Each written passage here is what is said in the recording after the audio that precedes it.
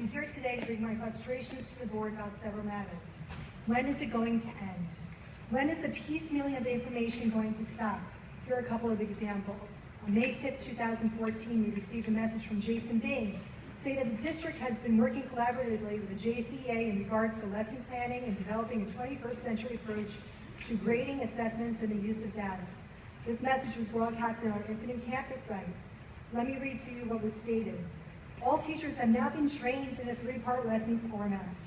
September 4th comes, and guess what? No training on the proper way that a three-part lesson plan is supposed to be written. Oh, I forgot. We received a paper with 5 examples on it. A version of the three-part lesson plan is now available on the district intranet. That version was changed multiple times, and each school's administrator had to say in how their building can implement their plans. It said that in September 2014 and 15, Jersey City will have access to EdConnect in September of 2014. The New Jersey Department of Education and district will be providing ongoing training throughout the year. We haven't heard anything else about that. Elementary teachers were given a survey giving recommendations and suggestions to improve curriculum instruction. What do we get in return from the district? New weekly and unit tests that are so developmentally inappropriate that I can't even express how upset I am as an educator that I have to give these tests to my students. And that is the copy you have in front of you. Does this data reveal that our kids are ready for these tests? And by the way, we are in a review week this week, and we just received the new unit tests.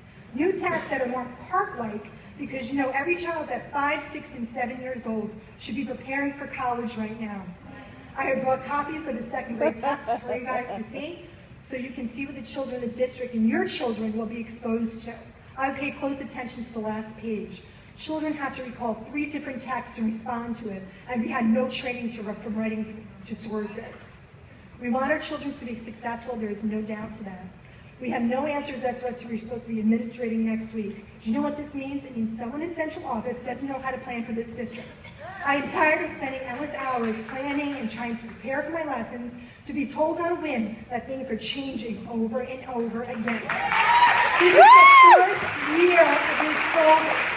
We are the ones in the front lines with these students, yet we do not receive the information that is needed to make these students successful. The lack of planning creates an environment of panic and frustration and is killing the morale of the teachers in this district. How much time is actually devoted going to the classrooms and asking, hey, what is working in your class? What is not working in your class? How about forming committee of teachers throughout the district that meets with their supervisors once per month to talk about what's working and what's not? They don't want that. And let's get out of that, SGOs. We're all running around like chickens with their heads cut off, trying to get these done. Some buildings have been better than others in providing their teachers with the professional development and suggestions from supervisors. Others have not. Why did the district not have examples that could be made for each grade level as to how to complete an SGO? Last year we were provided examples. This year, nothing. Do you know how I received information? I had to ask teachers from other districts what they did because the districts that they worked for had provided PD since the beginning of the school year and last year. So once again, no help from the higher-ups. So thank you for wasting more of my time because there was no lack of planning again on your parts. So now we're still bombarded with work. Now our kids have to take the part, which is on the computer. We have no technology teachers in any of our schools. Talk about it. It's ridiculous. They have to take a test on a computer and they have to work it. Kindergarten in 2016 had to take a computer test and we have no tech teachers. How is that possible? It would never fly in another district. Wow. How much of the money has the district spent on getting ready for this test? Do taxpayers know how much the money is spent on testing?